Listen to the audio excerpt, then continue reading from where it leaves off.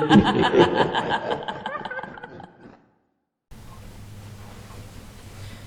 everybody, this is Colleen with Speaking of Spirits, and I'm here with Gina and Kate. And we are going to talk, and I'm off camera. We're in Gina's office and Kate's office today. We're going to talk about human energy fields and auras and chakras, and I don't know a whole lot about chakras. I know a little bit, but not enough.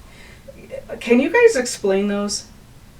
Like, go ahead. You can start. So I think with aura and biofield, that's an easy place to start because that's just the energetic field around us, and we have different technologies to see. I think a lot of people think automatically that it's like just woo-woo kind of stuff, but we actually have science to show that we have biofields around us. And auras, usually people who can see them with color or have cameras that see them with color. I'm not one of those people. I actually see them with dots around people instead, which is kind of interesting. I don't know if you guys see auras or how you see them. I don't always see them, but I can sometimes. Yeah. If I concentrate, I can see them. I could see, when I was younger, I could really see them, but it's faded. Mm-hmm. But I have to really concentrate on somebody, and then I can see the glow. Yeah, I almost feel it more than I see it, as I can feel that, oh, this is really sucked in, so either this person is feeling stressed or like reclused from people, or else you get the people, like usually it's me. I actually have been told I have a big fat aura that looks into everybody's business. But anyway, I won't even tell you who said that about me, but it's like, yeah, that's probably true. Yeah, so you have the energy field around you, and then chakras are basically these energy centers. There's seven main ones, but some people say there's even up to 144 different types, and they just like go up and up. Mm-hmm. Yeah. I think now people are really starting to accept that there's 9. So you have your what's called an earth star or earth soul, or your earth chakra. I've heard all different types for it, but that one's like 6 inches into the ground below you. And then you have your root chakra, and then you would have your sacral, then your solar plexus, which is right here, your heart chakra, and then your throat chakra. And then you have your third eye, you have your crown, and then they have what's called a soul star chakra, which is 6 inches above your head. And I think a lot of people talk about those ones right now. And each one plays a different role, especially when you get into different healing modalities. Each one has a different color. I think most people have seen the pyramid or the rainbow color. My earth is definitely my... Yeah. That's where that's what I think is my earth is my big, like, that's where I'm really connected. Mm-hmm. Well, and it's important that you are, because that's your base. Yeah. It is like pyramid. That is you need to have that strong foundation, your primal things, your security, your home, your food, all of those basic necessities to live is in part of the root. And if that isn't strong, the other ones aren't supported. Yeah. Well, that's fine, but the problem is, I think too, that if you're stronger in one, not the other, that it throws you out of whack. It can. A little bit. It can. Yeah, and what I think is interesting is the chakras almost kind of line up to Maslow's hierarchy of needs. If you've ever seen that, kind of what you were saying, you have to have your safety, your food, your shelter before you can get into like your creativity, which is your sacral chakra. Pleasure. A lot of nurture. Unfortunately, trauma is stored in the sacral chakra. The next one is your solar plexus, which is a lot of the I am statements, like how you feel about yourself, how you see yourself, or put yourself out to the world. And then heart chakra, of course, is like your emotions. And then your throat chakra is how you communicate to the world. As a Gemini, that's the one that I almost always need work on, and I tend to be a quieter person, and so I always need help on that one. And then your third eye, that's going to be your intuition, like a lot of your spiritual gifts come through that one and through your crown chakra. And your crown chakra is basically your connection to the spiritual. To the divine, to your higher self, all of that. Yeah. So I have a question for you guys. Do you think that occupations follow chakras? Like you were talking about, what's your solar plexus? Which Yeah, one? that's, I say it's the I The am. I am. state. Yeah, like I was Yeah. just thinking about trial attorneys. Well, I've been watching the Chad Daybell case Yes. a lot. But would they would have to be I am, the representative of this person, or I am the prosecutor, or somebody who really represent or who identifies with their occupation. Do you think that comes from that? I would definitely say it's a combination of that and the sacral, because sacral tends to be a lot of the like I'm courageous, I'm powerful too Okay. kind of statements. Because I've never identified with my occupation. That's what I do. Mm-hmm. Yeah. Well, and one of the other aspects with the solar plexus that I help people with, that is also so intuition, gut instinct. Mm. So when you have people in law enforcement or you have the lawyers, they need to have that be a very strong thing, because what the difference is, in my opinion, between the gut instinct and the intuition is gut instinct is based on the past. In this situation, when we pulled over a guy and there was potential for drugs, it's a higher risk. There could be guns. So the police have to know how to handle that. Where an average person doesn't benefit as much. That's where your intuition is looking forward as what is coming to us. Where if the last guy I dated was really bad for me. Well, that doesn't mean every guy's going to be really bad for you, but you need to have that there so that you have your boundaries better and you're more aware. Well, my gut instinct is huge. Yeah. Huge. And but I think that came from training too. Yeah, exactly. Law enforcement training, military training, but it's like... Yeah, and it is. This is one of the fun things. People do this. Mm-hmm. Well, we're covering that solar plexus. That's Your our protection. That's our Fort Knox. And the other cool thing that I associate with the chakras is the root, the sacral, and the solar plexus are the physical things. So this, I was saying, this is based on a physical thing that has happened, and now I know I don't just walk down a dark alley in a strange town in the middle of the night. Right. Because it's dangerous. The heart is what connects then the psychic parts or the emotional kind of things. So you're being able to speak your truth. And this can be to others as well as to self. Because a lot of us are, I'm fine, it's fine, we're fine. When that's just words and that's not the truth. Yeah. And then the intuition, and so that it gets bridged there with the heart between the physical things. And you want to make sure you have good balance because you need all of it.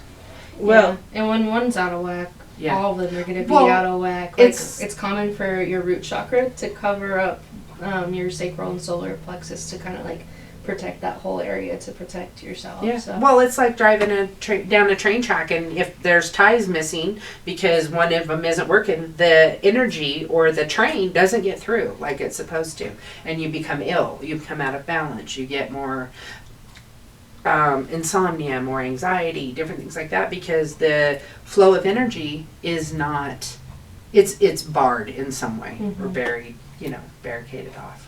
and then how would you work with somebody to rebalance? What do you do? And then I'll say what I do. Yeah, so I do Reiki, which is basically believing that you're a conduit to the higher realm or the spiritual realm, and basically you're just there to help that energy flow and heal in a way that's beneficial to the person who is receiving it. And it also tends to be beneficial to you too while you're using it. A lot of people who practice Reiki say they feel better after they do their sessions because they also receive some benefit. So, and it's kind of a woo abstract thought process to think about, but yeah, basically you're using energy to help align and heal the chakras. A lot of times, not everybody, but like I get messages or I just have these thoughts pop into my head and I'm like, you need to be aware of this or you need to work on this. And you can help them continue their healing throughout the rest of the day and for a few days after a session. Cool. Yeah, when I began, I didn't do Reiki. I just did my own energy healing. And then a gentleman, he actually recently passed away. His name was David Cunningham. He was from the UK and he worked with several famous people. But he was the one who taught me how to balance chakras. And it's a funny story. So I was at a crystal store. It was called In Heaven's Light. It is no longer open. And there was this most beautiful, like sky blue, light blue colored crystal. And randomly this person goes, oh, that's the same color as David Cunningham's eyes. And I'm like, who? And they're like, oh my gosh, he's this famous healer, and it's that crystal's calling to you. And I'm like, oh, okay. Like 2 other people randomly mention this person. And finally I'm like, so who is this? And they're like, oh, go online and Google, he's in the UK and blah, blah, blah. I'm like, okay, so I go online and he's in the UK, but there's a message thing. And I'm like, cool, I'll message him. I am a single mom, blah, blah, blah. Send it off. Come home on my birthday, which was about 3 or 4 days later. Hit the button, there's a message. Hello, Gina, this is David Cunningham, and I got your message. And I just wanted to let you know I'm going to be in Pocatello on Monday. What? Yeah. That's awesome. Wow. He had come here several times because he worked in lava and different places. And I was like, and then I was kind of freaked out and I didn't want to go. He literally called me, oh, I see that you didn't make an appointment to come in and talk to me, you know. So Wow. I'm like, I came up with every excuse in the book. Oh, well, I have a little girl and I don't have, oh, come, the lady's house that I'm working out of, she'll watch your daughter and this, that, and the other. So what he showed me, I'm going to grab it really quick, is working with selenite, rose quartz. I'll grab those in a minute. And he taught me how to use a pendulum to measure the how strong and how well, and if the chakra is going in the right direction, if it has blockages, and then to use selenite to open up or get those flowing better. And it was funny, one of those intuition or premonition things, I wanted to take him a gift, but I didn't know what gift to take him. So my first husband was from Palestine, Israel, whatever way you want to call it, and he'd went back one time while we were together, and I said, bring me pebbles from the path that Jesus walked to the crucifixion. And he goes, you know that was like 2,000 years ago, right? And I said, yeah. And he goes, so it's not going to be the same. I said, it's that they're on that path. That's that's an important. So he brought me, back in the day when we had film in little canisters, a bunch of little pebbles from walking to the crucifixion site. So I took one of those with me to David, and I handed it to him, and he goes, whoa, what is this? And I'm like, this is a pebble from the path that Jesus walked to his crucifixion. And he's like, how did you know? I said, how did I know what? And he goes, I think I'm a reincarnation of one of the apostles. And I said the name of it. I'm not going to go into all the details, but I said the name of it, and he's like, and I said, I don't know, I do this, it's weird. But he and I were really great friends. I have several of his books that he autographed. He was definitely one of my mentors when it came to the balancing chakra and the energy work and all of that kind of stuff. And he was another person who, he went to touch me, and I did this because my neck was always super sensitive. I couldn't wear turtlenecks, I couldn't wear like choker necklaces, neck scarves, anything like that. And he said, it's okay if you'd been hung, or if anyone else had been hung as many times as you have, or had your head decapitated because of your abilities, you would have a very sensitive neck too. He goes, this is a normal thing that your body, through all of these reincarnations. And since he said that to me, people could touch my neck. I don't like to wear tight things. I can't at all. Yeah. And it was, he says you can see, and a lot of us have lines, and you've got some lines. And those are, they talk about when you're reincarnated, you have scars. Get out of here. Yeah. No, you have the scars that come forward from how you passed in previous lives. Oh, yeah. So he was really cool. The other ones that I have over there, I was just going to show you. Ooh. I use. Just the thought of anybody touching my neck just gives me the shivers. Yeah, for me it's like at night. Like I feel like I can't have the sides no. of my neck exposed. No, or no else I blankets freak on out. it, no nothing. That's Yeah. why my hair's short too. Yeah. I can't even, like, craziness. Yeah. But yeah, it's funny because that's part of our, whether it's trackable DNA genetics, it's part of our. Like you and massage? Yeah, I can't stand massage. The neck. So then Okay, so what else are you showing us here? I'm showing a Guru? little bit more. So what these are, I have the 7, and these are oils that were created in Giza in Egypt. And I actually bought these while I was there in 2018. They are aligned with each of the different chakras. They are aligned with different Egyptian gods that are supposed to help with those chakras. So I have a ceremony that I do where we use the stone that matches the chakra, and we use the oils, and they call it toning, and it's a sound that you say like, and there are different ones. As you go up, it's lower to higher. And it's amazing. The guy, his name was Adam, that made these. And each one have different, like, rose, or I'm trying to think of all the different ones. Not papyrus. But different herbs and plants and stuff that you find in Egypt. And he worked with his own meditation, with gods, to come up with the combination he felt that could heal the chakras. And one of the philosophies that I learned was disease comes from dis-ease, and dis-ease comes from being out of balance. And so when we can get our chakras in balance, we heal better. Our lymphatic system flushes better, all of those different things. But yeah, there's like little stones, and they have the little, I don't know, is this Hindu? The little Chakra symbols on the them? chakra symbols on them in the different colors. But yeah, that's for each of the different ones. And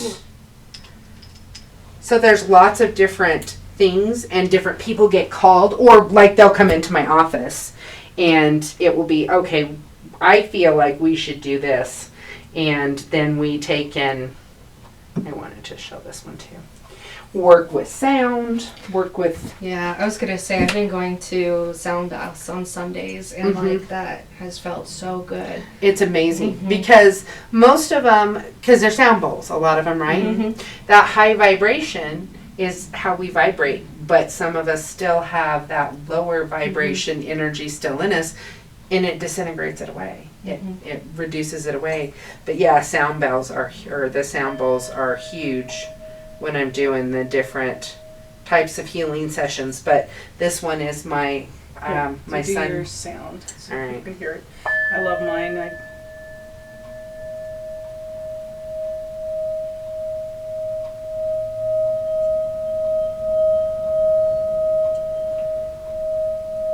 But I do it to where I play it like a singing bowl, and then I do it where I'm in different areas and do like more of a gong type of a thing, and that if I feel blockages, it's that type, and then use the singing part of it afterward to just get them all balanced and lined up and stuff. I also work with the drum. The drum is very low. Yeah, and that drum, especially if you're trying to let go of past trauma or the shadow parts of us, the part that we don't want to live with and we don't want to deal with, so we bury it down, and then it comes up at the most awful times. It can be part of our anger issues. Talk about that. So this one has got all the different colors of the chakras, and I'll often put that under the table. It's got the copper wire. Copper is a huge conduit for energy, and it's the spiral, which is, whether like when I was in New Zealand or with the pagan practices, humanity has time as a line. 10,000 BC, 2000 AD, whatever. In spirituality, it's more of a spiral or an infinity, which means that's how we can have premonition dreams, because it's not a line. It's like we're in this loop, and it's like, oh, something bad's going to happen here, and as we're coming through that time frame, that can send that message to us when we're more open. But copper is amazing in conducting that, and just bringing back in, one of the things that I say is, I'm aligning you with all that you've ever been, all that you are now, and all that you will ever be, which is our higher self of past life present life, future lives. And we can tap into that energy, whether it's in knowledge, or it's in healing, or it's in helping other people and bringing that knowledge all to this moment and aligning them together. Yeah, it really makes you kind of think of how time is just, a here thing. There's different dimensions. People are really big on timelines right now and that they cross. Like, you could really dive into it. It's super interesting. Yeah. And it's funny how when you're ready, that information comes to you. Yeah.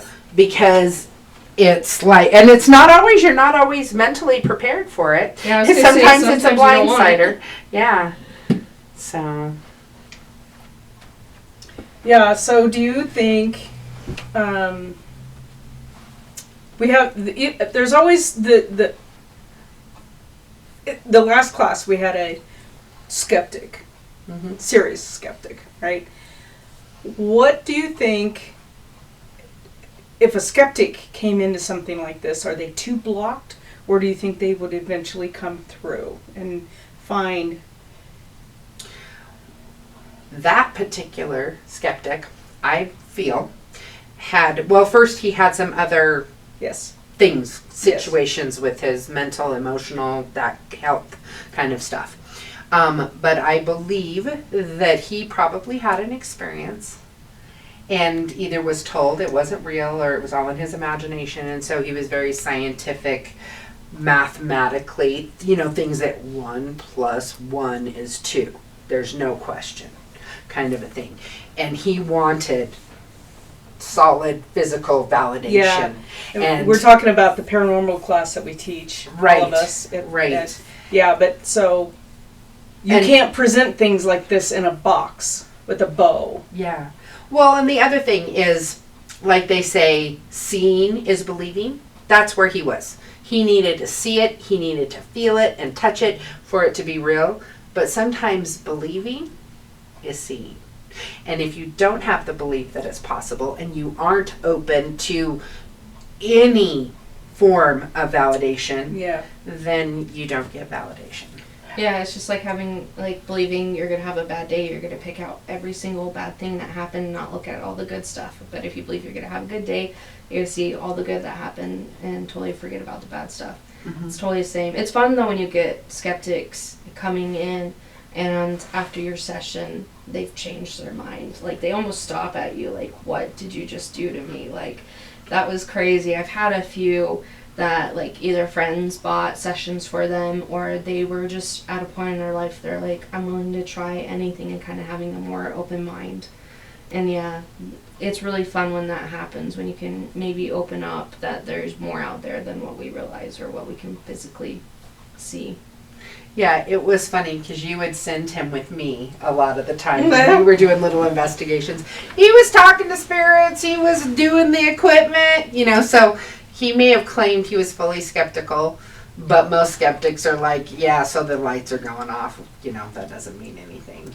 So it was interesting. My dad, this is a man who joined the military at 14 to go to war because it was World War II, and he was going to represent his country, right? I mean, that's that mindset back then was, we save this country. And he was a pilot. He was, I see it, I believe it, right? I mean, that's him. That was him. And then he met my mom. And she was as woo-woo as you can get with all this stuff, because she was, for her, like you, it was just something she was born with and she had to deal with it. And my grandmother almost beat it out of her, tried to beat it out of her. She was very hardcore, my grandmother, with my mom. And so they meet, they get married, and I've told the story before, I'll tell it again.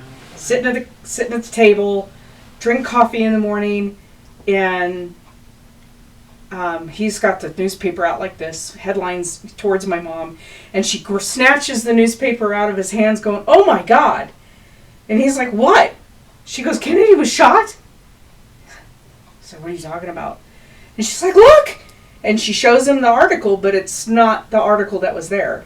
But and he go, and it was. He said it was at that moment it dawned on me that she was different.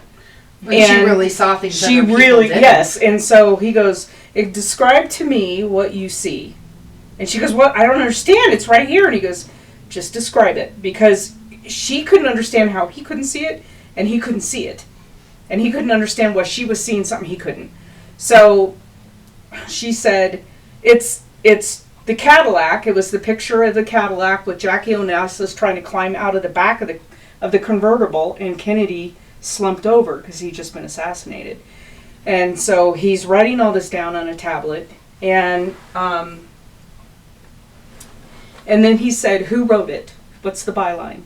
So he wrote down the byline, and then pieces, like the story. She's reading it, she's crying. It was, in Dallas. It was the whole thing. So she's reading him, and he's writing all this stuff down. That day, that afternoon, it happened. Wow. The next morning, Yeah. there's the picture. And he's like, oh my God. So from that, it was that moment forward that when she'd say, Bob, because he did a lot of, he was a test pilot too, and they built a lot of aircraft and restored a lot of aircraft, and she would say, check that aileron tomorrow, or look for grass landing, you're not going to be able to prevent it, or, I mean, it was just, and it was like everything she said, and he just went with it. He went with it. So it's amazing. He was such a skeptic. Yeah. He said he didn't believe in any of that stuff because he'd seen hardcore war. For him, it was no. Yeah. But then he realized, looking back, I was gathering all of his medals and putting them in a case after he passed away. All his military medals and all the memorabilia and his patches and everything. And I didn't know this one story until he died, and a colonel was at his funeral and talked about this mission that my dad had gone on in Korea, and he basically saved the Marines that were stranded, that the Chinese were coming in to kill them. Basically, they were surrounded. They had one way out, and we had lost like 7 or 8 airplanes trying to get these guys the supplies they needed to get away. And it was a suicide mission. My dad took the mission. He said, I'll do it. He goes, I can guarantee you they're worse off than we are. And it was like 20 below in the cockpit pit. The instruments were all frozen. They were trying to navigate. It was just terror. They did it. And he got everybody back, right? And he saved all of these Marines. And I didn't know this story. And my dad before he passed away, he didn't tell me this story because he was a really humble guy. Yeah, I was going to say a lot of the biggest heroes are not the ones to talk about. But he did say that he remembers a few instances where it was his gut. That's what it was, his gut check is always what he called it. Like his gut would say, we're not doing this today. Mm-hmm. And I'm like, Dad, you have those gifts too. And he's like, it's just my gut. Yeah. But I think most of us have it, that gut instinct that says when you come up to a convenience store, maybe I'm not going to shop here today, and then you find out they've been robbed, or maybe I'm going to take a different route to work, and then you find out there was a bad accident, or whatever. Mm-hmm. Trust those instincts, because that's. Well, right now there's a huge calling to people, and a lot of people are waking up. And it's like, it can be really scary and overwhelming for people that have not listened or not felt or not believed. But I believe our skeptic was there in our class for a reason.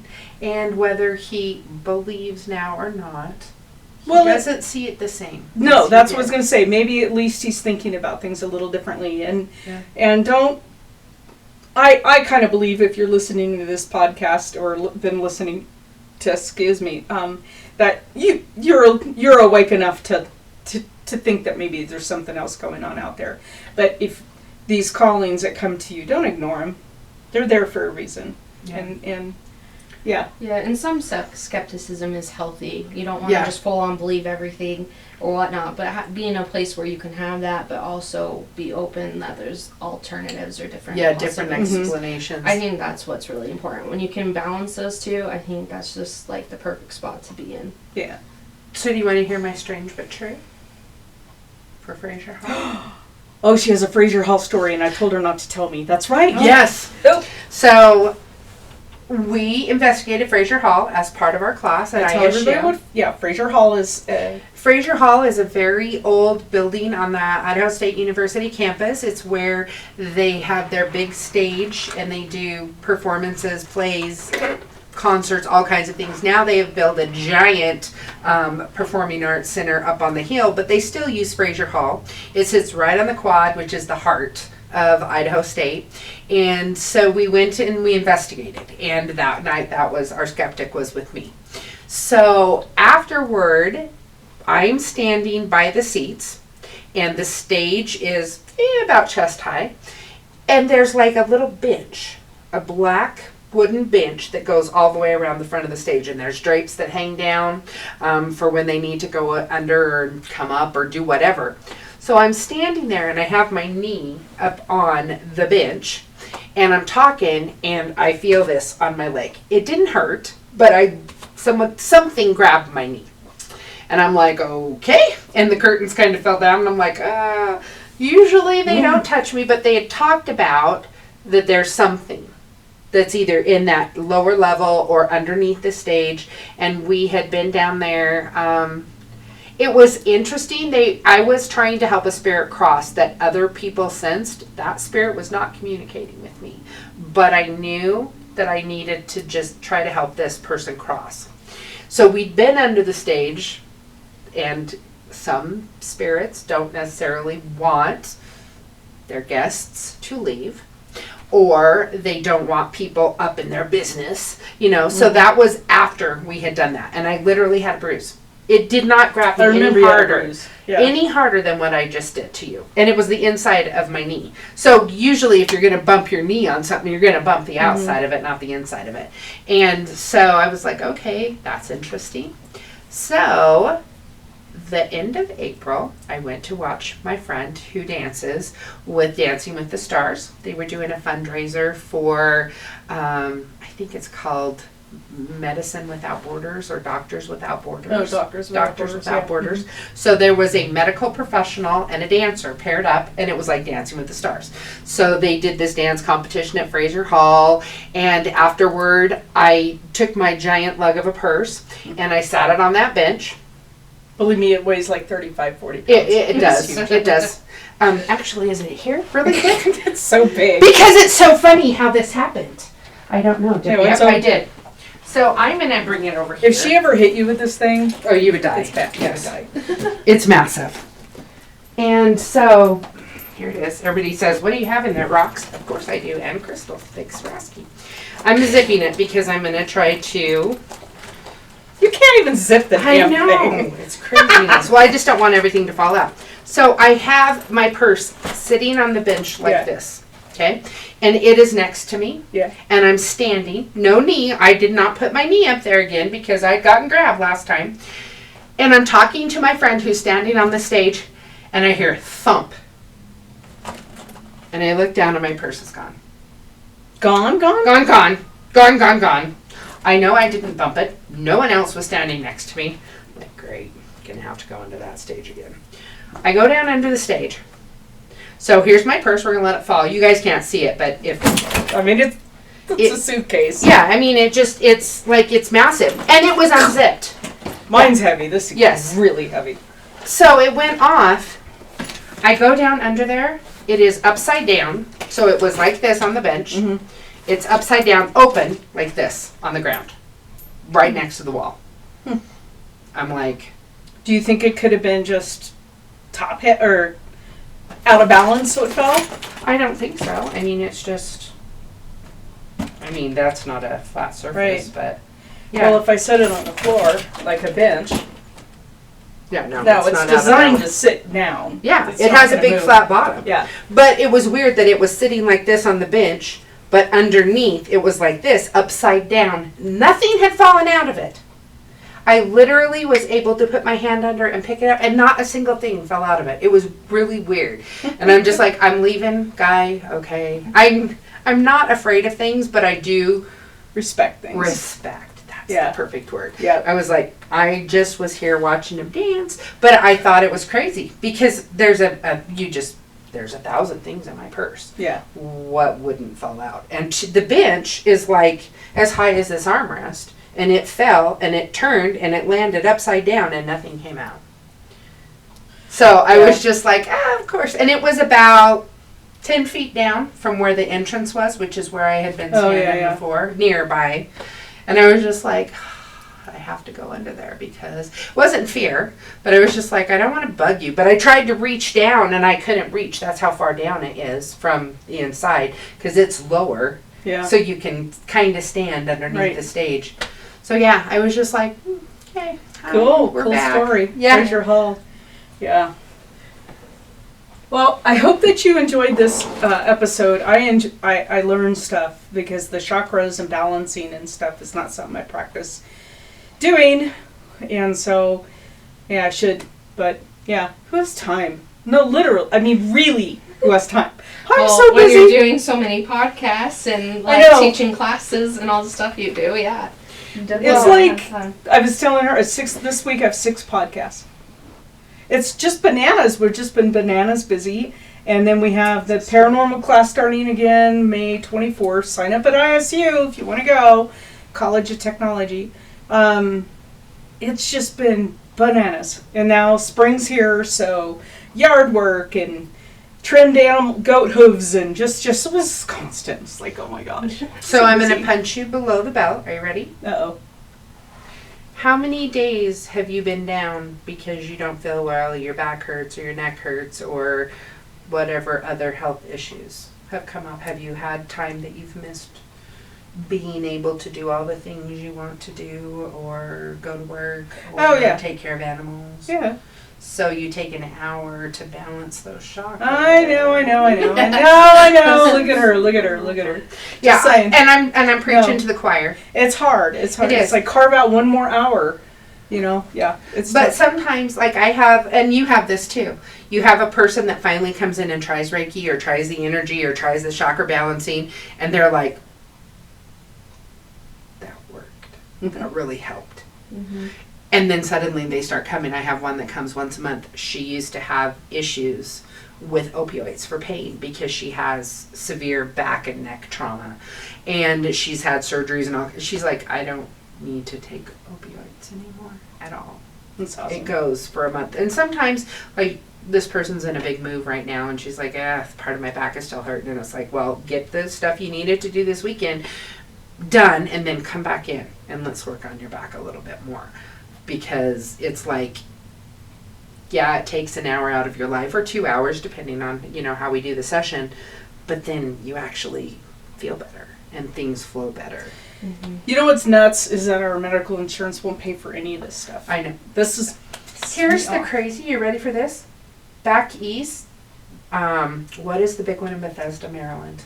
It's one of the big Navy, university Bethesda. hospitals. That's where I used to go, is Navy. Bethesda. Well, no, this is one of the big hospitals. Like, there's the Mayo Clinic. Mm-hmm. It's one of the big university hospitals, like University of Utah. Anyway, they're starting to provide that as part of their benefits to their patients. And I have a friend here in town who used to do massage therapy for veterans, and their insurance helped pay for it. So it's coming around. The VA will send you to massage therapy. They do that. Mm-hmm. They will pay for so many sessions, but it's got to be this massage therapist. Can't be your own. And and they actually sent me to use my VA benefits to go to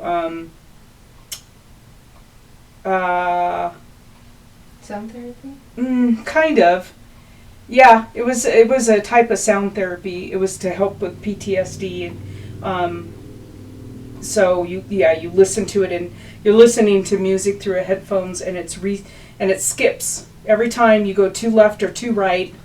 Oh, cool. Yeah. So you're listening. You're aware of them for a while. Then after a while, your brain stops listening to it when and you're watching just a screen of motion if you get too left or too right in your brain waves, because you have the little electrodes they put on your head, it'll skip. So it puts you right back to center again so that you're focused.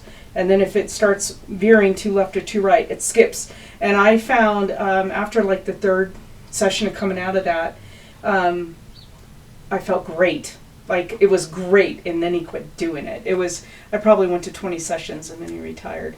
But the VA pays for that. That's awesome. It's amazing stuff. Yeah, they're slowly becoming more aware that health isn't just physical. And it's pills. mental, emotional. Yeah, pharmaceuticals. Right. Yeah, and it's like sometimes it's just even the relaxation that you get from it or the balancing that you get from it that makes your body function better. Right. Learning how to do lymphatic touch so that you drain your lymph system, because how many people have we heard, oh, we got cancer and it went in their lymph system and now they're stage 4. Right. Because that is our center for healing. So Cool. Well, thanks everybody for joining us today, and we will talk to you next time on Speaking to Spirits. thanks.